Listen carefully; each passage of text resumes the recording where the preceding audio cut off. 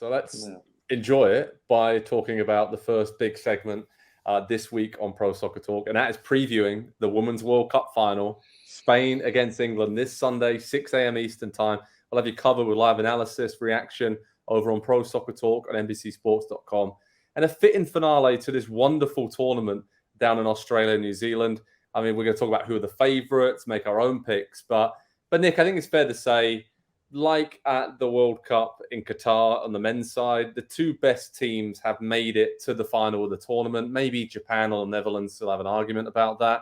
But this is the first final for both of these teams. We're going to see a new champion of the women's game. And I'm just really excited by this proposition. These two very different stylistic teams, but full of talented players. We know about Spain and the adversity that program's gone through. Just to get to the tournament and then to get to this stage is pretty incredible. And England as well, losing a lot of key players to injuries. The fact that they've got to the final and are just a machine under Sarina Wiegman. So what are your thoughts ahead of this final, and how do you kind of summarize these two teams?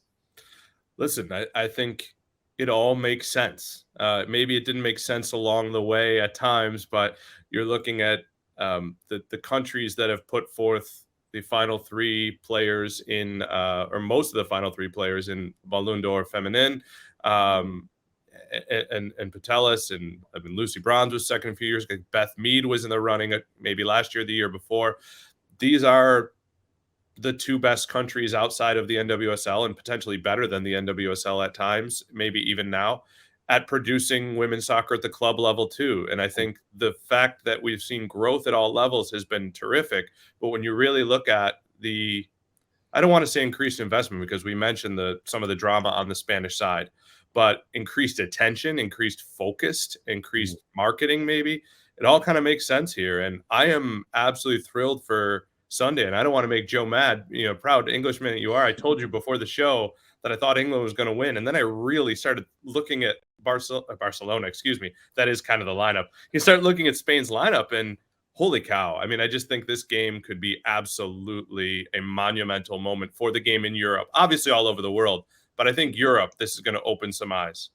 Yeah, so true. I happened to be in Barcelona the day after the Barcelona team won the Champions League, and they had huge parades set up, huge banners. And obviously the crowds have been fantastic across many WSL games in England and across the league in Spain as well. So you're right. I think these two nations are being rewarded here for not only just investing in the national teams, but the domestic leagues and the pathways and getting young players in such a professional environment early on at such huge clubs on the men's side historically. And now we're seeing the kind of the fruits of that labor of so many people working hard behind the scenes for England and Spain. So for them to both reach a first ever World Cup final is a huge achievement. But obviously, Andy, one team has to win it and one team has to lose it. Yeah. So where are the key battles going to be? Because I think England switched to a 3-4-1-2 formation, we can call it, with Ella Toone behind Hemp and Russo up front. Has worked really well. Obviously, Lauren James, she is now not suspended for this final. She can come back into the team. That seems like for England, this just worked really well. And like Nick said, they've kind of stumbled upon it during the tournament and got better as the tournament's gone on. So what do you think about the Three Lions? And I guess for Spain, Paradeo coming on and just being the hero in the last couple of games in the knockout stages is giving them, a young teenage star coming off the bench, giving them a different dimension to the passing and movement that we know they're all so good at and so talented at on that Spanish team. So some key tactical battles here, but where do you think it's going to be won and lost? Yeah, I really like your point there on England. They have progressively through this tournament not just gotten better, but I think figured out also not just how they want to play, but who they are a little bit, because they came in with the really, really heavy expectations. And the group stage was a little disappointing. I don't know how worried you were at that point, Joe, but I think there was a lot of people that looked at this team and said, this is the second favorites to win the tournament. And obviously the first favorites, the U.S., weren't exactly impressive to start either.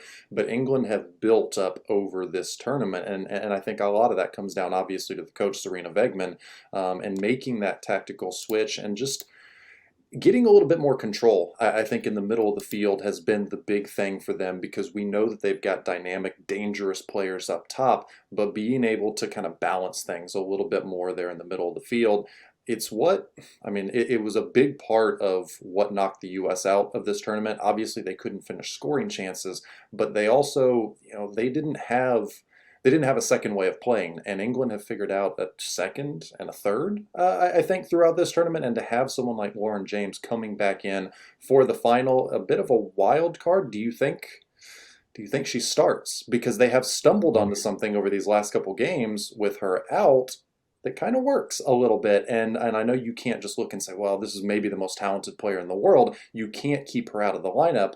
But also, you've got a functioning team now, and at the start of the tournament, it didn't quite look like that for England, I don't think.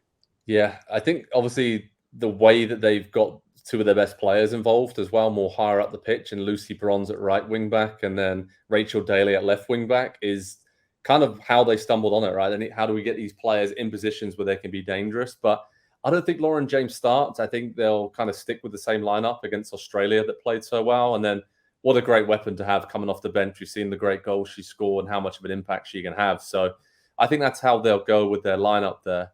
And Nick, when we look at the favourites, predictions, I mean, England beat Spain in the quarterfinal stage at the Euros on their way to winning that tournament last year, but were nearly knocked out by Spain. So a very good competitor, very close teams. Like we said, obviously Spain are missing a lot of key players due to the dispute with the management. So they could be even stronger at this tournament. So incredible for them to be there. But what do you think? Who are you picking to win the final this weekend, mate? I don't know, man. Like I said, where we were before this show started, before I really started thinking more and more about it and the wheels started turning, there have been two, in my opinion, absolutely magnificent players for England in this tournament. One gets talked about a lot, and we mentioned her even earlier on the show as a former Ballon d'Or finalist, and that's Lucy Bronze. But Alex Greenwood has been a marvelous player, and it's been very difficult for teams to register chances against England. So even when England wasn't scoring, you felt like they were in control of the game. And Andy mentioned it's absolutely right. The group stage, I thought, was just as disappointing, honestly, style-wise, as the U.S. But they've absolutely turned it on, and that's where England has absolutely shined. So I don't quite know. I think I'm just rooting for a good game. I hope both teams have fun. But if you had to have me guess, I would tell you England in extra time. But let's not be surprised, Joe, if it goes to penalties. Okay, yeah, I'm going to go with penalties and probably a win for England, Andy. I mean, this is going to be a really tight, tense game. Spain are going to keep the ball a lot. I think England they don't quite know what to do in that situation. They like to keep the ball themselves a lot too. So what do we think? Are you going with England as well? I'm not. I'm going to break. I'm going to break from the group. I'm looking at the numbers here. All the XG numbers, Spain top in everything. Expected goals against. Obviously, that means expected goals difference, but also goals scored, goals allowed. It's just, I know they haven't faced a team of England's quality yet at this tournament, but they have gone a difficult path going through the Netherlands and Sweden. I feel like they've prepared well against a couple of teams that very, very good defensively. Those two teams that they beat in the quarterfinals and the semifinals, and that to me just says that they also have. They have the mentality to win a tournament final. And, for everything that has been said about the Spain team during this tournament because of the situation going on with the coach, I think in some way the soccer gods might just slightly be on Spain's team as well for the benefit of the players.